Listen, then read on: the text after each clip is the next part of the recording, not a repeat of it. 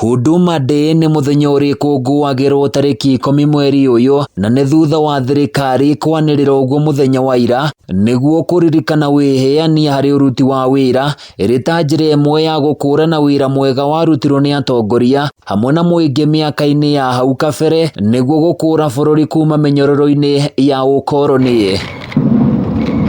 Mũthenya ũyũ hau kabere woĩkaine ta Moi Day, ũrĩa wakũngũagĩrwo ĩrĩ njĩra ĩmwe ya gũtĩĩa ũrĩa warĩ mũtongoria wa bũrũri wa kerĩ mũtigairĩ Daniel Moi, no ĩndĩ ministry ya ũgitĩri wa thĩinĩ mwaka mũthiru ĩgĩũcenjia na kũũtua Huduma Day, ndeto ĩrĩa yarehire ngucanio nene gatagatĩ-inĩ ka ateteri ihoto cia mũingĩ na thirikari, no ĩndĩ ũramati wa mũthenya ũyũ ũgĩtigĩrwo ministry ĩno, mũthenya ũrĩa ũtakoretwo ũgĩkĩrĩrwo mũno. The government needs to put more effort to help the families of the freedom fighters, because they are the ones who defined this nation to be the nation that it is. No ĩndĩ rĩrĩ mũingĩ ũrakũngũĩra mũthenya ũyũ, imwe cia njamba iria ciatemire itemi harĩ kwĩgwatĩra wĩyathi wa bũrũri ũyũ marauga matirĩ ona ũndũ ũrĩkũ wa gũkũngũĩra ona kana kwĩrahĩra, kuona nĩ mariganĩire ona thengia wa wĩrutĩri wao mũnene.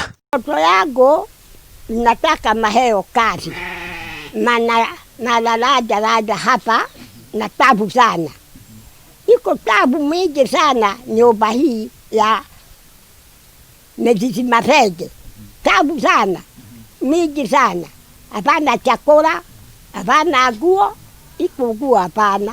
Ũmwe wa njamba ici nĩ Miriam Muthoni, ũrĩa nĩ mũtumia wa mũtigairĩ General Mathenge kuma itũũra-inĩ rĩa Mũiga kaunti-inĩ ya Nyĩrĩ, ũrĩa ũroiga atũire na thĩna mũingĩ, ũndũ ũrĩa ũinamagia ngoro yake na njĩra nene aririkana ũrĩa merutanĩirie gũkombora bũrũri ũyũ kuma moko-inĩ ma nyakerũ. Narema mbeca ya kuru na heo harubu mbili tu, hapana maneno ingine. Mimi natulia hapa iko na tabu. Muthoni arauga bũrũri ũkoretwo ũtirikĩte njamba ici na njĩra nene, na kũrĩa aingĩ ao no kũhatĩrĩrĩka marahatĩrĩrio nĩ mathĩna kĩondo rita, rĩu akĩenda thirikari ĩkorwo ĩkĩmatangĩkĩra na njĩra ĩrĩa yagĩrĩire. Iko ni sawasawa gĩkuũ kĩa ndege, inapigwa inatulia, manaeka mimi mahali ya kunyita jweli, inapiga iko mvogo na guji, anadekia anabea twende, ati nda muriga na ndabo iko na muriga, anaenda mvogo na ando twende.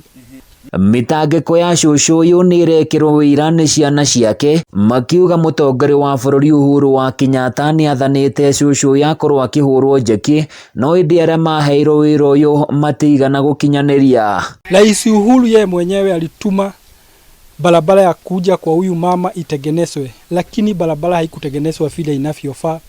Bado barabara iko na changamoto zake, gari haiwezi ikafika huku kama imebeba. Rĩu ũndũ ũrĩa ũtũire meciria-inĩ ma Muthoni nĩ atĩ nĩ agacemania na mũtongoria wa bũrũri nĩguo ahote kũmũtarĩria mathĩna marĩa makoragwo makĩgerera, na cũcũ ũyũ arauga ona nĩ arerete thenge ĩrĩ kĩheo gĩake.